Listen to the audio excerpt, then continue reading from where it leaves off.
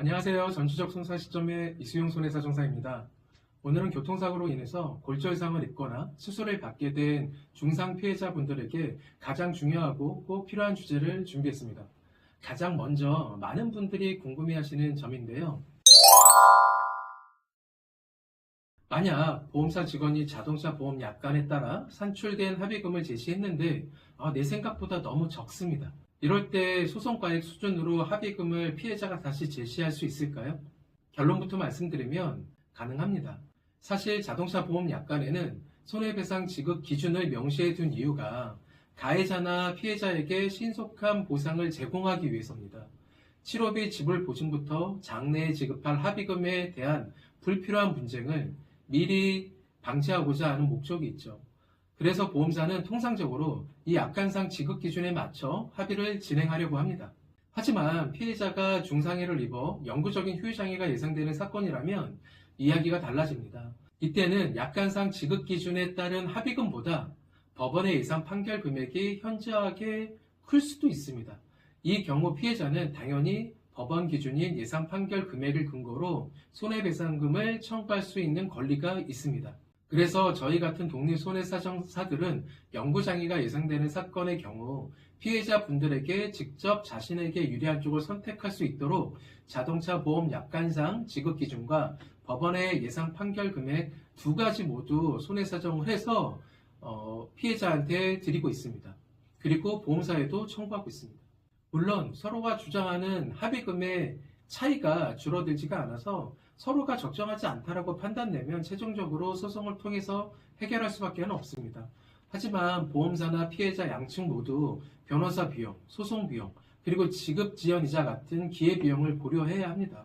따라서 보험사도 무조건 소송으로 가기보다는 보통은 예상 판결 금액 선에서 특인 처리를 통해 피해자와 원만하게 합의를 진행하기도 합니다.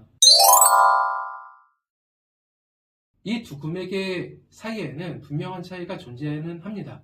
약관 지급 기준은 피해자에게 보험금을 조속히 지급하는 것이 주 목적이기 때문에 통상적으로 법원 판결 금액의 약 80%에서 90% 수준에서 지급 기준이 약관이 정해져 있는 경우입니다. 하지만 피해자의 상해 정도에 따라서 다르겠지만 소송 시 발생하는 변호사 착수금과 성공 보수, 그리고 막대한 시간적 비용을 생각하면 꼭 소송을 진행해서 판결까지 가는 것이 보험사나 피해자나 양측 모두에게 무조건 유리한 것만은 아닙니다. 오히려 피해자의 과실이 많거나 나이가 많은 경우 혹은 상해 정도에 따라서 약관 기준이 훨씬 더 유리할 때도 있습니다. 특히 과실이 큰 사건에서는 약관 기준이 훨씬 유리한데 그 이유는 법원과 달리 약관에서는 과실 유무와 상관없이 치료 관계 비용은 무조건 다 지불하도록 약관에서 정해져 놨기 때문입니다. 가해자이거나 피해자라 하더라도 본인의 과실 때문에 치료비가 합의금보다 더 많이 나오는 경우라면 이 약관 기준이 피해자에게는 최소한의 치료를 받을 수 있는 안전장치가 되는 겁니다. 만약에 소송으로 진행해서 과실이 너무 많이 나왔다 그러면 치료비만큼의 과실을 다 상계해서 내가 받은 치료비를 다시 보험사로 돌려줘야 되는 경우가 발생하는 거죠. 피해자가 제시한 약관 기준 합의금에 동의하지 않고 소송을 고려할 때 보험사는 특별 승인, 즉 특인이라는 제도를 꺼내듭니다. 사망이나 중상해처럼 약관 기준이 법원 기준에 비해 너무 낮다고 보험사도 판단될 때 실제 소송까지 가지 않더라도 법원의 예상 판결 금액을 손해사정에서 일정 비율로 합의를 진행하는 제도입니다. 통상적으로 영구적인 후유장애가 있다면 예상 판결 금액의 80에서 85% 정도, 사망사고는 예상 판결 금액의 90에서 95% 정도 수준에서 보험사도 합의를 진행하려고 합니다. 다만 이 제도는 모든 사건에 적용되는 것이 아니라 보험사가 자체적으로 정한 심사 기준에 법무팀에서 손해사정하는 부분들이 부합해야 가능한 겁니다. 한 가지 주의할 점은 피해자의 과실이 없는 사건에서 치료기간이 매우 길었고 합의 이후에도 장기간 향후치료비 또는 개호비가 발생할 것이 확실시되는 사건이라면 특인 합의보다는 소송을 진행하셔서 법원의 판결을 받는 것이 훨씬 유리할 수 있습니다. 이 부분도 약관과 소송 기준의 차이가 큽니다. 약관 기준은 식물인간 상태나 척수 손상으로 인한 사지 완전 마비 환자일 경우 하루 1명 이내로 제한해서 일용 근로자 임금을 기준으로 그 비용을 지급하고 있습니다.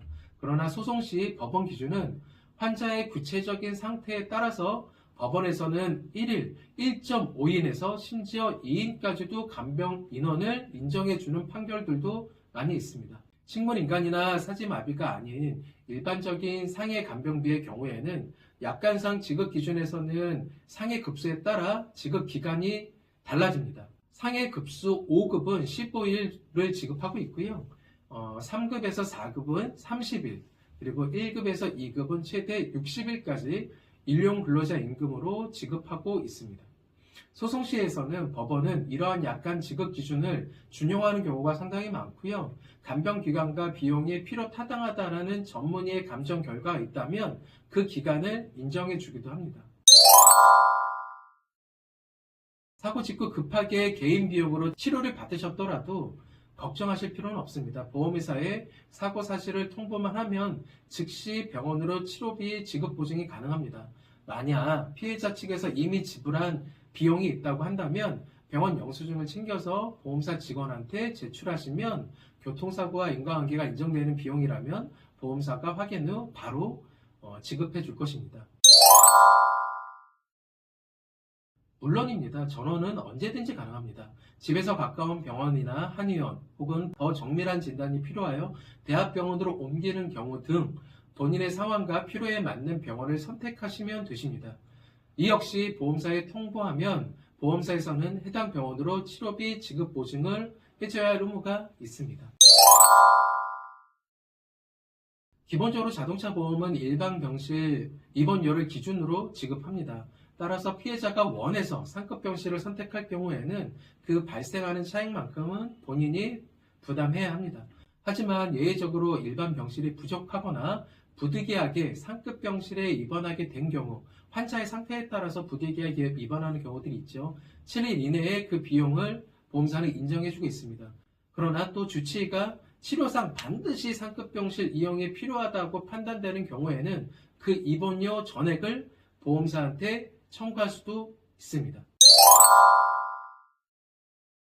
대인 배상이든 대물 배상이든 피해자 측에도 과실이 있다면 전체 손해액에서 과실 비율만큼 차감하는 과실 상계와 보험사가 미리 지급한 치료비 중 피해자의 과실분을 합의금에서 차감하는 치료비 상계 과정을 거쳐서 최종 합의금을 산출하고 있습니다.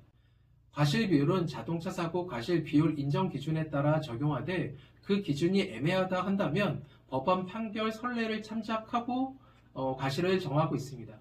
만약 실제 소송이 진행 중이라면 확정 판결에서 나온 과실 비율을 최종적으로 적용하게 됩니다.